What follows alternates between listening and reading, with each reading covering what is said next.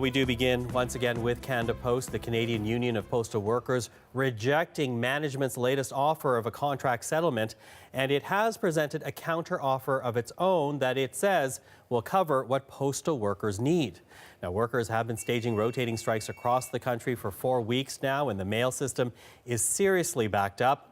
Many of the millions of parcels that Canadians send and receive at this time of year sitting right now in hundreds of tractor trailers, and businesses that depend on mail service delivery are feeling a very sharp economic pinch.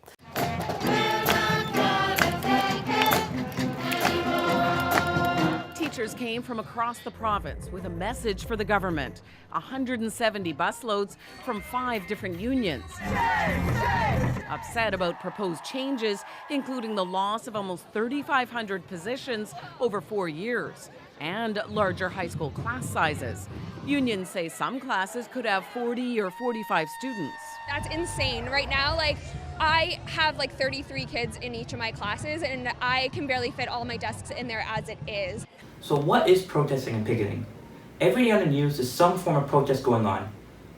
Lately it's been the Ontario high school teachers protesting against the government on larger classroom sizes and mandatory online courses. People every day use the right to protest and picket in order to voice their opinions on issues affecting their lives. Today we'll be dissecting the different aspects of protesting and picketing, as well as their effects on society. So what is protesting and picketing? Protesting is defined as a statement or action expressing disapproval of or objection to something. In Canada, we're lucky to have laws that protect people while they're protesting. So, what are these laws? So Section 2C of the Charter of Rights and Freedoms allows for the freedom of peaceful assembly. This is designed to protect Canadians in terms of the physical aspect of a gathering. However, this only applies if the protesters do not interfere with the rights and freedoms of other Canadians. On the other hand, the objective of the gathering is not protected whatsoever. This section of the Charter allows for people to express their ideas on issues with others in a peaceful manner. For example, people could come together to discuss political or labor law issues that they want to bring forward. People are also allowed to gather in large groups for things such as cultural events or sporting clubs.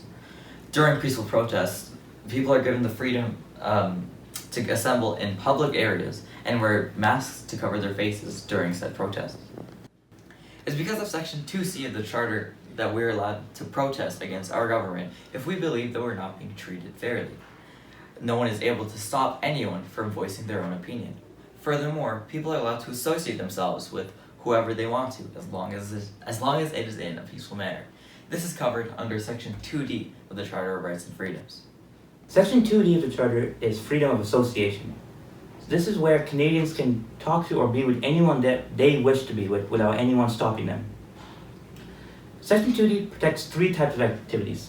They are constitutive, which is the right to associate with others, derivative, which is the right to fight for legal rights with others, and purposive, which is the ability to join others to come to equal terms.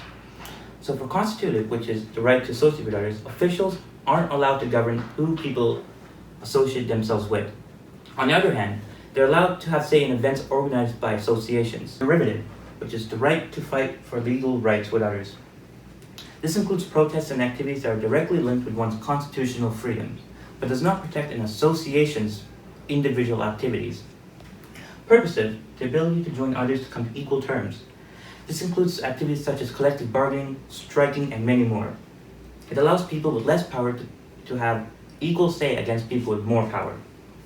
These 2 rights in the Charter help people legally gather and voice their opinions on issues affecting their lives without anyone stopping them, as long as they do not interfere with anyone else's ability to exercise their rights and freedoms. The right to protest and picket is something that usually benefits the people more than those in power. Government officials usually disagree with the right to protest, as it usually revolves around going against existing laws. However, there are still those in power who support the voice of the people. So, where does protesting sit on the political spectrum? First of all, what is the political spectrum? The political spectrum is a way to organize different political views.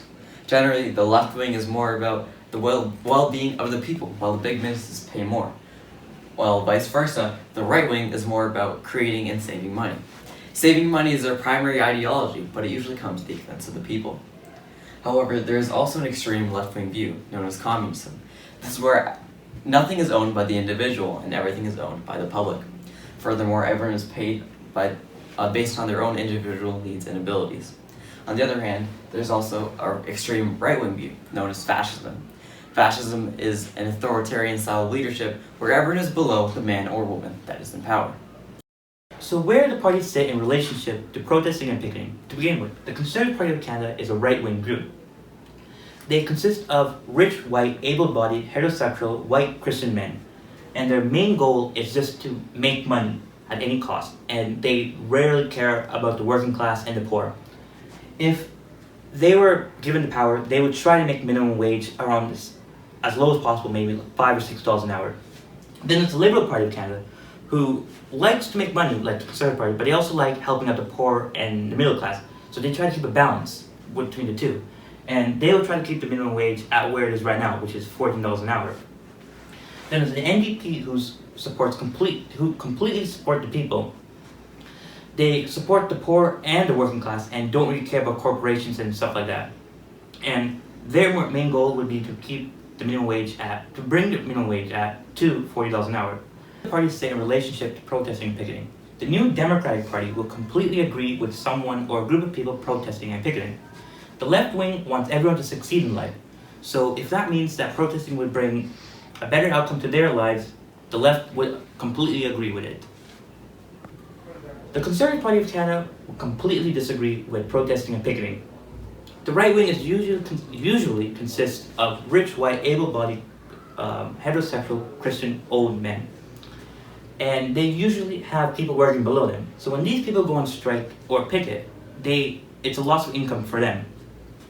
In addition, people usually go on strike when they disagree with a right-wing view. When people don't make enough money or when their benefits are cut, it's usually due to a right-wing policy. So when people protest or begin to picket, they're going against right-wing views.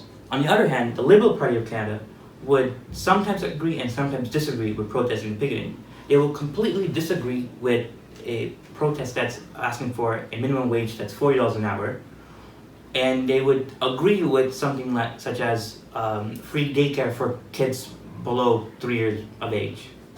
Look at some of the current protests in Canada. So for one, we have the Ontario High School Teachers Strike. So this strike was provoked by the Conservative government attempting to implement larger classroom sizes as well as a mandatory e-course into the curriculum.